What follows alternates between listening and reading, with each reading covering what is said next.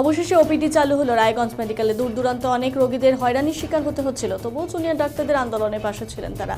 এখন ওপিডি চালু হওয়ায় একদিকে যেমন খুশি রোগী এবং তাদের পরিজনেরা, অন্যদিকে জুনিয়র ডাক্তারদের আন্দোলনকে সমর্থন জানিয়েছেন তারা।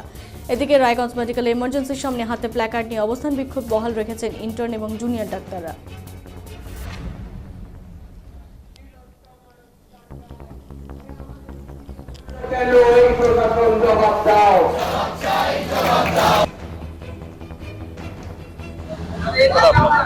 আমার নাম ডক্টর অনির্বাণ বাহাদুর, আমি আরজিএমসির ইন্টার্ন ডক্টর। আপনাদের এই আন্দোলন এখনো চলছে? হ্যাঁ, আপাতত চলছে আন্দোলন, কিন্তু রোগীর যে মানে প্যারালাল ওপিডি চলছিল এর আগের দিন ধরে, কিন্তু ওটা এখন ভেতরেই ওপিডি চলছে। যেরকম ওপিডি ছিল আন্দোলনের আগে সেরকমই চলছে। কেন করলো? আমাদের আন্দোলনের আন্দোলনের উদ্দেশ্য কখনোই ছিল না যে পেশেন্ট পরিষেবা যাতে বিঘ্নিত হোক, ব্যাহত হোক, কোনোদিনই আন্দোলনের উদ্দেশ্য ছিল না। ওই জন্য প্রথম দিন থেকেই আমরা প্যারালাল ওপিডি চালিয়েছিলাম যাতে পেশেন্টের আউটডোর পরিষেবা ঠিক থাকে।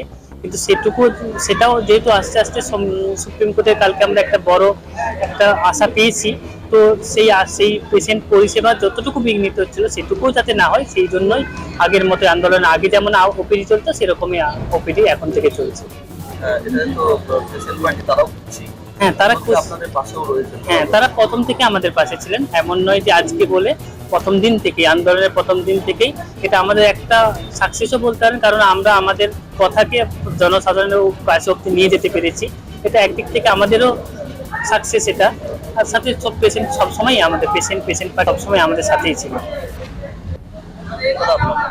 আমার নাম ডক্টর অনির্বাণ বাহাদুর, আমি আরজিএমসির ইন্টার্ন ডক্টর। আপনাদের এই আন্দোলন